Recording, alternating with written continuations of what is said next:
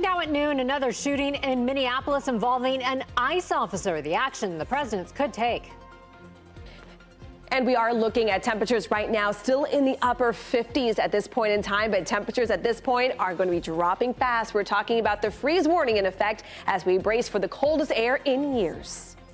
Plus, an early morning splashdown for 4 astronauts. Why NASA made a historic decision to end the mission early and what the agency is saying. This is News 6 at noon.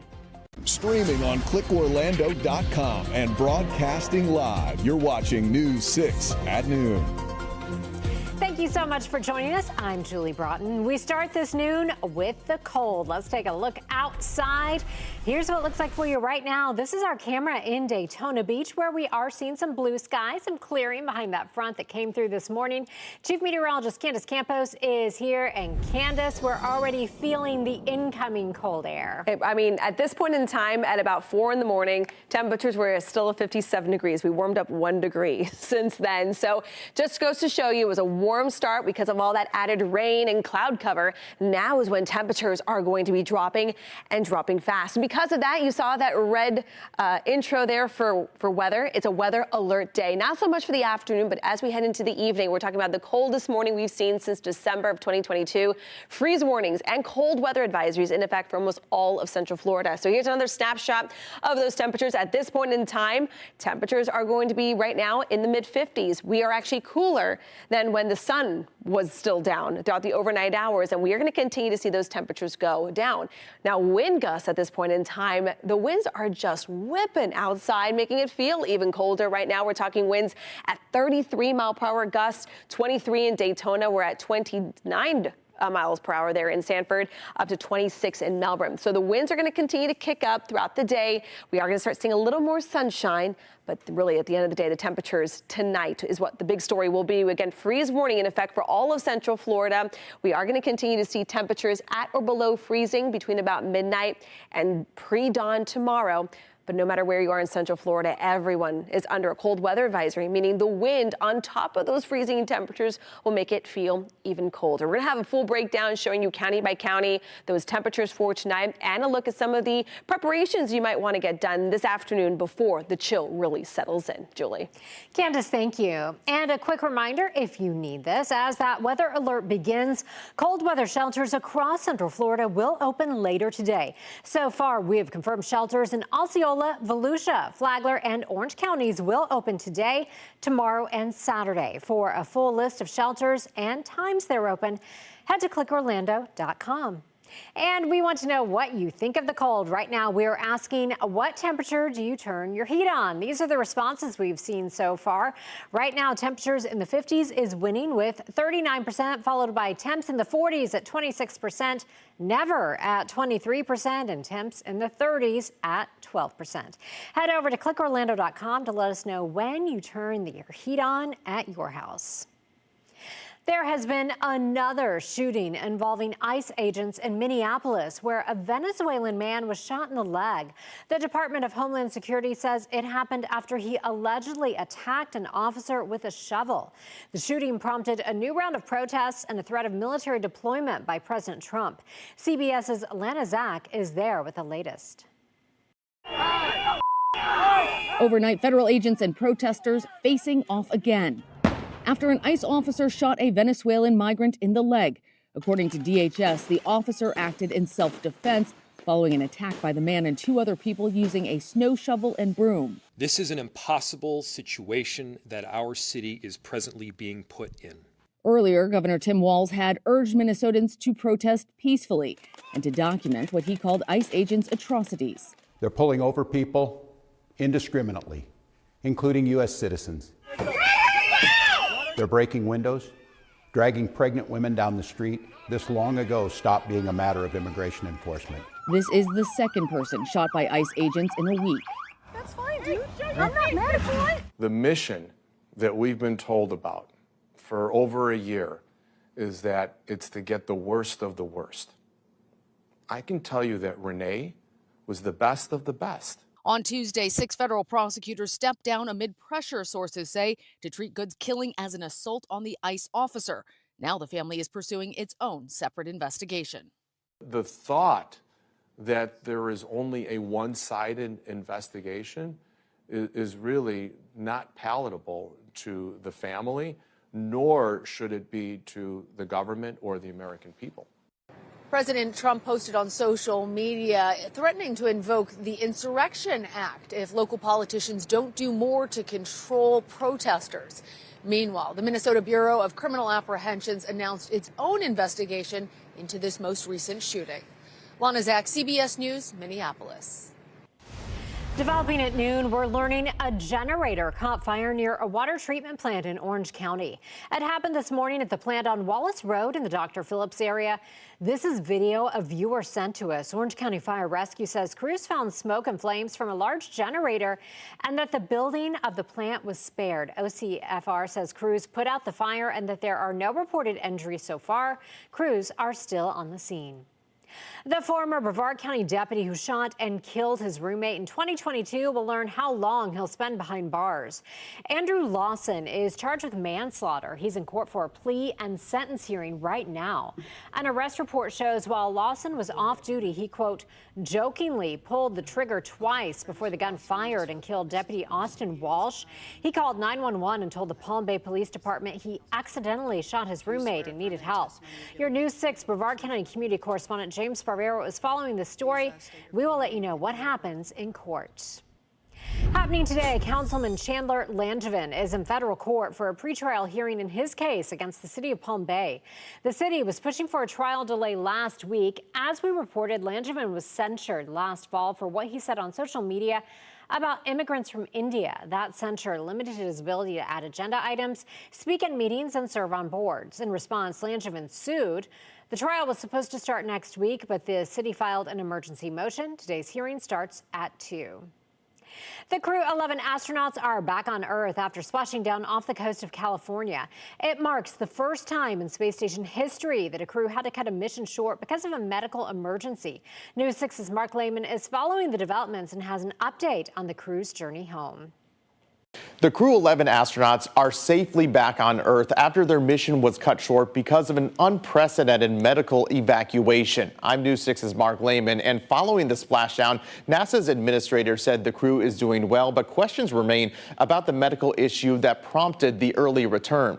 Early Thursday morning, we saw all 4 astronauts emerging from the Dragon capsule seemingly in good spirits. The crew, who are from the U.S., Russia, and Japan, launched in August and should have remained on the space station until late February. On January 7th, however, NASA abruptly canceled the next spacewalk and later announced there was a medical concern and that the crew's mission would be cut short. After the capsule safely splashed down in the Pacific, NASA Administrator Jared Isaacman was asked about the severity of the medical issue. Without going into specifics beyond what was already shared, obviously we took this action because it was a serious medical condition, right? You know, in that respect, it was a serious situation. The astronaut in question is fine right now, good spirits, and going through the proper, the proper medical checkouts. For privacy reasons, NASA isn't saying who is experiencing the medical issue or what exactly it is, only saying the astronaut is stable.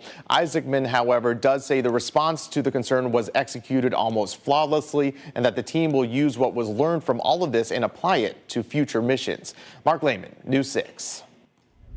Happening today, parents from 2 Orange County elementary schools are speaking out again as another meeting is set for possible school closures. It's happening at Bonneville Elementary and Orlo Vista Elementary, which are among 7 campuses the district is considering shutting down. It's all because of low enrollment. The push follows a crowded community meeting last night where parents pressed district leaders for answers. Declining birth rates and an aging population are leaving some campuses far below capacity. We want to do right by all these families, and we know that this is hard and difficult, and I wish we didn't have to be here. I wish that we received the funding that we needed so that we didn't have to consolidate schools. No final decision has been made. The meeting is set for tonight at 6. A full county school board meeting workshop is set for January 27th. A decision about Pride proclamation sparked controversy inside St. Cloud City Hall, leading to public outcry and a shakeup in City Hall. Coming up, how the city is reevaluating its proclamations. This portion of the news is sponsored by Florida Lottery.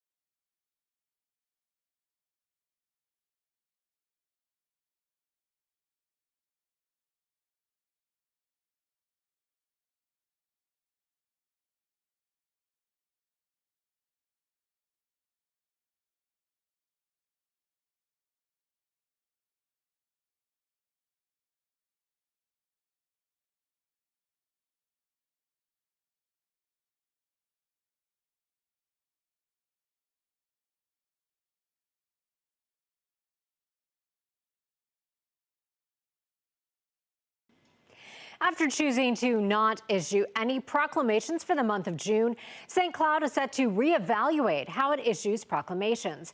That decision was one some felt had to do with not wanting to support Gay Pride Month. Your Osceola County community correspondent Stephanie Rodriguez is in St. Cloud, where the issue will be discussed today.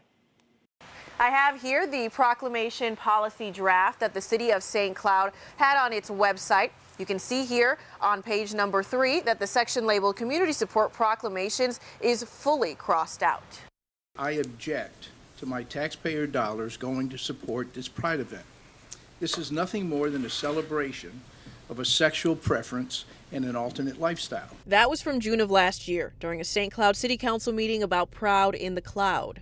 This was after the council chose not to issue any proclamations for June. This led to a disagreement between Mayor Chris Robertson and former Deputy Mayor Sean Fletcher, the first openly gay council member. Fletcher was removed as deputy mayor after the council disagreed with how he handled his decision to not issue proclamations, suggesting they didn't want to support Pride Month. I absolutely believe it could have been handled differently, and I'm going to leave it at that. Proud in the Cloud went on with over 1,500 attendees. Fast forward to January 2026, the council will be holding a workshop to reevaluate how it issues proclamations. When I heard all about this last year on the news, I really just thought,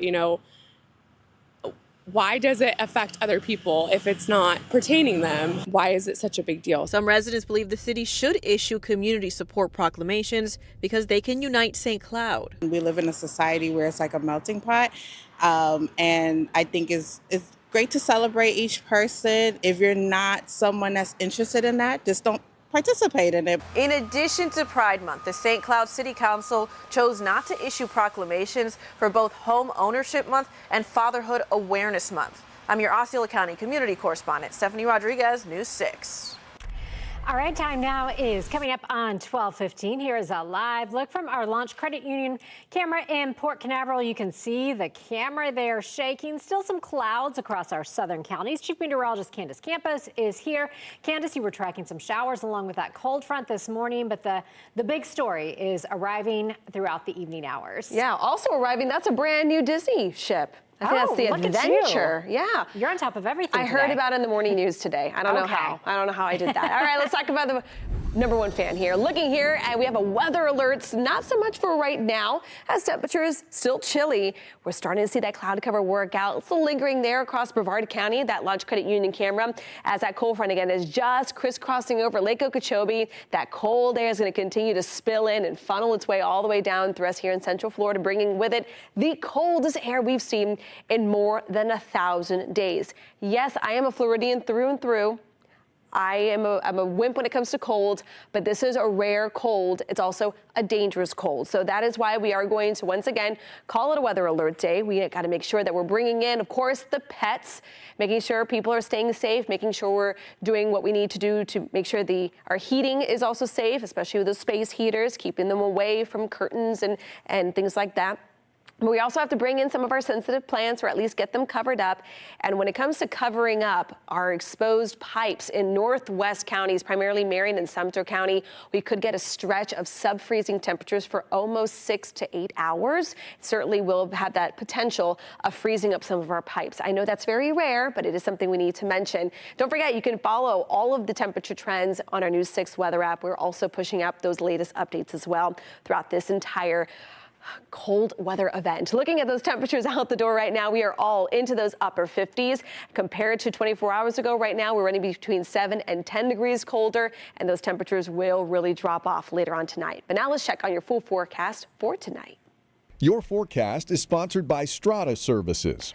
There's a whole lot of freezing in this forecast. Temperatures, though, here in Orlando down to 34 degrees. It's still hovering about 2 degrees above that freezing point. But with that being said, when you tack in also the wind chill, it will be easily feeling like the upper 20s, which is why we have 2 different advisories in place. We have a freeze warning because of the actual temperatures and then a cold weather advisory in effect because of the wind chill. So let's kind of zoom in, really show you what you want to see. We're talking temperatures waking up tomorrow morning just before sunrise here in parts of Seminole County will be between about 31 and about 33 degrees there in Longwood, down to 32. Our inland zones in Volusia County will be down to near 30 at Lake Helen. Across our far western zones, we're talking about Sumter and Lake County, especially Sumter, down into the 20s almost area wide. That's where that hard freeze is going to be a concern. And then down through parts of Orange County, you can see 32 in Wedgefield, same in Pine Hills, hovering near to just above freezing there in areas in and around the theme parks. And then further south, Osceola County, parts of inland Brevard will be dealing with, again, 31 to about 33 degrees. Not so much for you guys right along the barrier islands at the immediate coastline in Brevard. You guys might actually stay in the 40s just because of kind of the overall topography of the coast there. And then the further north, we are talking about the coldest air really being felt there in portions up and down 75, 27 in Reddick, same in Ocala, inland areas of Flagler County also going sub-freezing. Now, because of that, area-wide, there will be that opportunity to freeze up a little bit. Some frost along the immediate coastline, but the bright blue here indicating that hard freeze. And you get a hard freeze when you get a prolonged cold weather event below freezing. And you can see this is the hour-by-hour forecast, for instance, for Ocala. Sumter County is going to see very similar conditions, below 32 degrees between about 2 a.m. and as late as about 8 o'clock. So because of that, there will again be that concern of bursting pipes and things like that. So making sure that you are insulating some of those exposed pipes, especially those outdoor spigots. Open up the kitchen and bathroom cabinets because that helps warm up the pipes from inside of the house. And something really easy you can do is just keep that constant drip going there in your faucets in your home. And this one's an interesting one, very Florida-esque when it comes to cold weather. Maybe run your pool pump later on tonight as those pipes are very much exposed and very expensive. As we get results here, their full 7-day forecast, we will see the most comfortable day on Saturday, possibly another cold front Sunday night into Monday, which also has a chance of producing maybe some snow up in the Panhandle by Monday morning. Yes, reiterate, up in the Panhandle, not Central Florida. Correct, Candace, yes. thank you.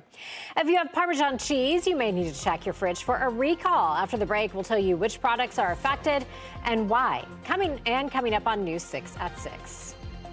6 months before this couple was to be married, the groom unexpectedly died. Although the wedding will never take place, the bride says she's been unable to get her money back from this ballroom where the celebration was supposed to happen.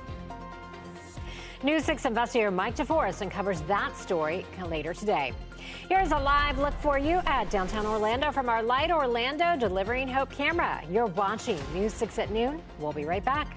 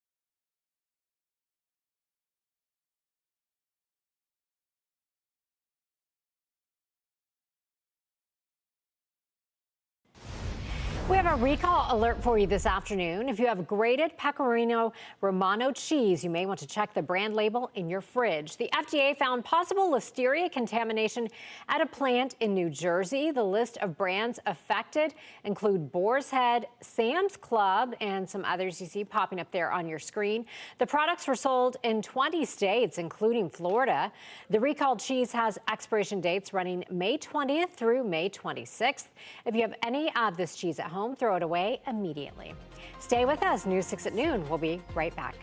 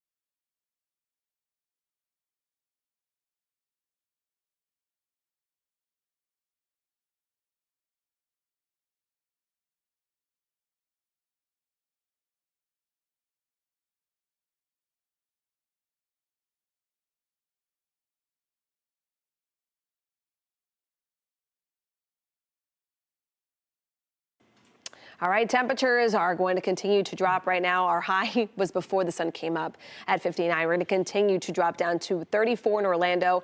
We'll be much further colder the further north and west you go. You can see almost area-wide we could be dealing with freezing conditions, hence why we do have a weather alert day for tonight, early tomorrow morning. So grab the extra jackets. I know we're all going to look ridiculous coming into work early tomorrow morning. Heavy jackets. Make sure that you're bringing in, of course, the pets and the plants. And for our far northwestern zones, maybe check around the house and see about any of those exposed pipes. That's a very costly issue. It sure is. Candace, thank you. Sure. Thank you for joining us this noon. Our next newscast is at 3. You can always check clickorlando.com for any updates. Have a great day. See you at 3.